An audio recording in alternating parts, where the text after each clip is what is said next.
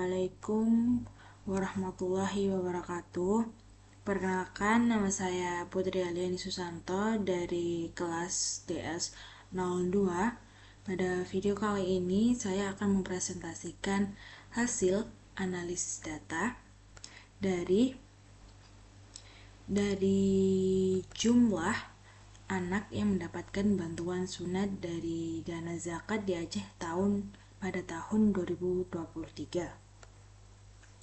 Kemudian, jumlah anak yang mendapat bantuan sunat dari dana zakat di Aceh tahun 2023 ini adalah sumber data yang kami ambil. Kemudian,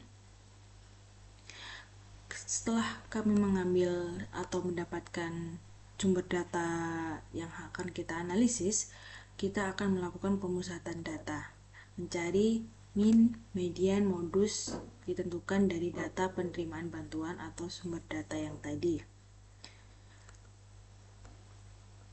Dari data yang diperoleh, kami mengambil studi kasus analisis data jumlah anak yang mendapat bantuan sunat dari dana zakat di Aceh pada tahun 2023, sehingga memperoleh pemusatan data seperti berikut ini. Min, max-nya, median, dan range-nya.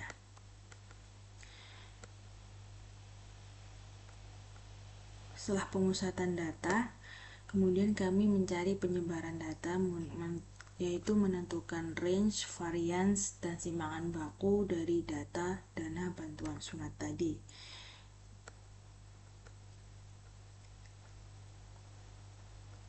Untuk mencari variasi langkah pertama, kami menentukan jumlah data dikurangi dengan min. Setelah kita mendapatkan hasil X in min, kemudian kita kuadratkan, lalu kita tentukan jumlah X in min kuadrat, dan kita tentukan nilai variasi populasi dengan cara membagi sum square dengan N jumlah data. Setelah menentukan variasi sampel dengan cara sum square dibagi dengan jumlah data kurang 1, setelah itu menentukan standar deviasi populasi dengan rumus Excel SQRT variasi populasi. Kemudian menentukan posisi interquartile range, penentuan kuartil 1, kuartil 3, dan interquartile range. Ukuran posisi kuartil dan interquartile range. Pada penentuan ini, agar bisa menentukan kuartil 1 dan 3 dengan cara kuartil sama dengan kuartil eksklusif, blok seluruh tabel, dan dengan kuartilnya. Setelah kita mendapatkan interkuartil, pagar dalam batas, pagar dalam bawah, atas, luar, dan luar atas, kemudian kita akan membuat box plot.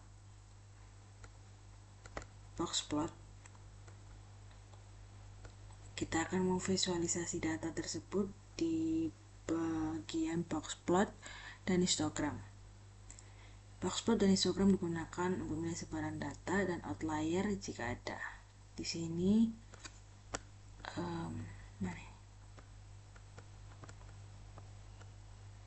tidak ada outlier.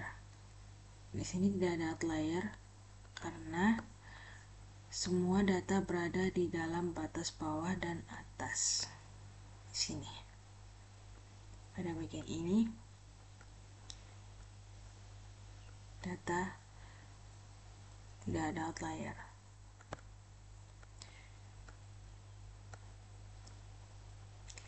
Visualisasi datanya berupa boxplot dan histogram. Kemudian kita menentukan outlier. Dari data tersebut tidak terdapat outlier karena pagar dalam bawah pada data kita, yakni 19 di sini kecil, tidak terlihat.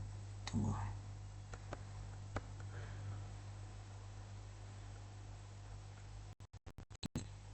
Tampak kecil sekali.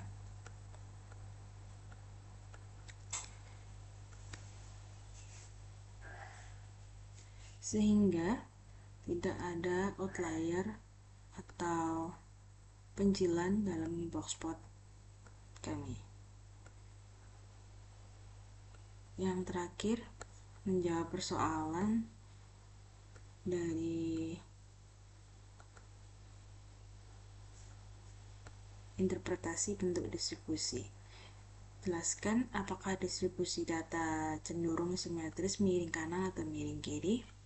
Pada blogspot kami, data dari distribusi data cenderung miring ke kanan atau bisa disebut sebagai positif karena nilai median lebih dekat ke kuartil 1.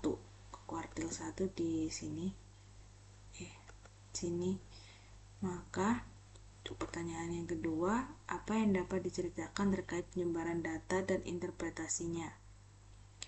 Terkait sebaran data, nilai antar anak berbeda agak jauh. Nilai terkecilnya 17 dan nilai terbesarnya 56. Selain itu, nilai median kurang dari mean sehingga distribusi condong ke kanan dan menunjukkan ada beberapa nilai tinggi. Namun tidak ada outlier. Yang ketiga, tuliskan minimal satu hal yang menarik dari data atau dari hasil eksplorasi data. Hal yang menarik dari data yang kita eksplorasi, tidak ada adanya data kesenjangan data yang mencolok, dalam artian tidak ada outlier, sehingga penyebaran data dan jumlah bantuan anak yang mendapat sunat gratis sudah lumayan merata, namun masih perbedaan jumlahnya yang signifikan.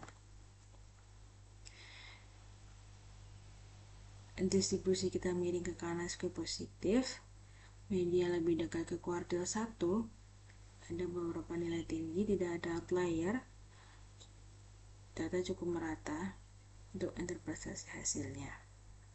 Kesimpulannya, tidak ada perbedaan ekstrim antar data dari boxplot distribusi dana bantuan sunat di Aceh tahun 2023 cenderung positif tanpa adanya data ekstrim.